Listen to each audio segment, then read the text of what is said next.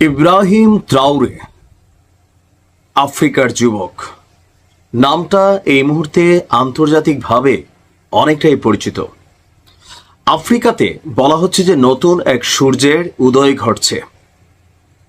দর্শক, আমাদের আজকের ভিডিও বুর্কিনা ফাসোর নতুন আলোচিত ক্যারেক্টার 37 বছর বয়সী আর্মি কমান্ডো, যিনি সেনাপ্রধান এই মুহূর্তে, প্লাস রাষ্ট্রটির রাষ্ট্রপতির পদকেও তিনি সামলাচ্ছেন এবং অল্প সময়ে পশ্চিমাদের কাছে টার্গেটেড হয়েছেন। আর আফ্রিকা ছাড়িয়ে এই যে আমরা নিউজটি করছি, বুঝতেই পারছেন পৃথিবীব্যাপী তার নাম সুনাম ছড়িয়ে পড়েছে। কেন? চলুন দেখি আজকের ভিডিওতে তার সম্পর্কে কিছু তথ্য আপনাদেরকে আমি জানানোর চেষ্টা করছি। আপনার তীক্ষ্ণ চোখ, স্পষ্ট বক্তব্য, শিহরণ জাগানো উচ্চারণ, প্রত্যয়ী অভিব্যক্তি। বছর 37, বুর্কিনা ফাসোর সামরিক শাসক ক্যাপ্টেন ইব্রাহিম ট্রাওরে এই মুহূর্তে আফ্রিকা ছাড়িয়ে সারা বিশ্বে ছড়িয়ে পড়েছে তার নাম ডাক। অনেকে তাকে দেখছেন থমাস সাঙ্কারার মতন আফ্রিকান বীরদের পদাঙ্ক অনুসরণকারী হিসাবে। মার্ক্সবাদী এই বিপ্লবীকে আফ্রিকার চে গ্যাভারা বলেও ডাকা হতো। পশ্চিমা সাম্রাজ্যবাদ এবং নব্য উপনিবেশবাদের কবল থেকে জাতিকে মুক্ত করতে দৃঢ় প্রতিজ্ঞ যুবক ট্রাওরের মধ্যে বিপ্লবী চে গ্যাভারার ছায়া দেখতে পাচ্ছেন অনেকেই। ট্রাওরের ব্যাপক প্রভাব ছড়িয়ে পড়ছে আফ্রিকা মহাদেশ জুড়ে।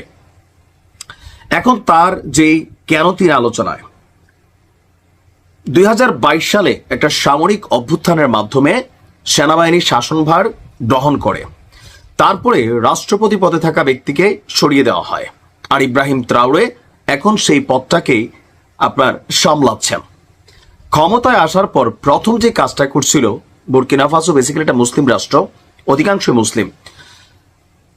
এই বুর্কিনা ফাসো দীর্ঘ সময় যাবৎ, দীর্ঘ যুগ যাবৎ ফ্রান্সের উপনিবেশ রাষ্ট্র হিসাবেই তারা কিন্তু এখানে ছিল। ফ্রান্স তাদের সামরিক ঘাঁটি এখানে রাখছে।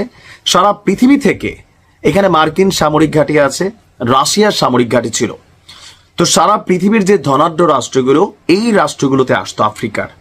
আপনি আশ্চর্য হবেন, বুর্কিনা ফাসোতে এই যে আজকের দিনে আমরা সোলার কার দেখতেছি বা ইলেকট্রিক কার দেখতেছি, এই যে দামি দামি ফোন দেখতেছি, এগুলোর যে মূল জিনিসটা আপনার টাইটেনিয়াম, তারপর হচ্ছে আরো লিথিয়াম, যেগুলো ব্যাটারির জন্য খুবই হাইলি কানেক্টেড, এরকম অতি মূল্যবান খনিজ ধাতু, স্বর্ণ, হীরা, এই সব কিছুর খনি হচ্ছে আফ্রিকার মধ্যে। কিন্তু আফ্রিকার মানুষগুলো সবচেয়ে দুর্বল। আর এই বক্তব্য যখন ট্রাওরে নতুনভাবে সামনে নিয়ে আসছেন, ক্ষমতা গ্রহণের পর ফ্রান্সকে সেনা হটাইতে বাধ্য করছে, রাশিয়ার সাথে কূটনৈতিকভাবে সম্পর্ক তৈরি করে ফেলছে, আমেরিকার সেনাবাহিনীকে এখান থেকে সরিয়ে নিতে বাধ্য করেছে। এরপর তার দেশে বিদেশিরা যদি ব্যবসা করতে আসে তাহলে সরকারকে 15% মালিকানা দিতে হবে। কত শতাংশ? 15%। ইভেন যেই বিদেশি রাষ্ট্রগুলো এখানে খনি সহ বিভিন্ন কোম্পানি সেট আপ করবে, তাদেরকে এই জিনিসটা করতে হবে যে কোনটা আফ্রিকার এই জনগণকে শুধুমাত্র লেবার হিসাবে খাটানোর সুযোগ নেই। তার বক্তব্য, প্রযুক্তি থেকে শুরু করে যে জিনিসগুলো, কোম্পানির মেইনটেনেন্স, ব্যবস্থাপনা, সেই সকল কিছুতে তার দেশের জনগণকে কাজে লাগাতে হবে, যেন ভবিষ্যতে এই কোম্পানিগুলো তার দেশের জনগণ নিজেরাই রান করতে পারে। আপনি দেখছেন ইভেন ইতিহাসে প্রথমবারের মতন সেনাবাহিনীর তত্ত্বাবধানে গোল্ড রিফাইনারি একটা প্রতিষ্ঠান তারা তৈরি করেছে।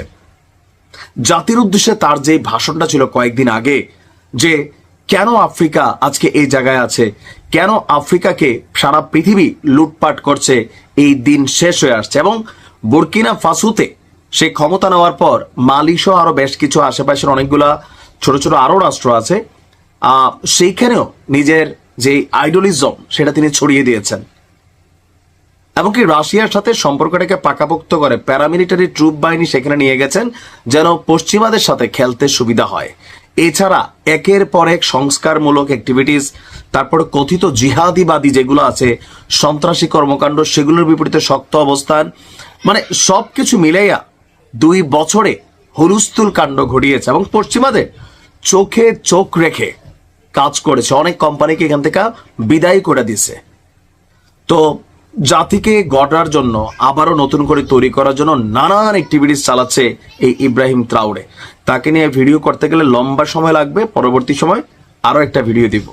ত্রাওরের জন্য বেস্ট অফ লাক।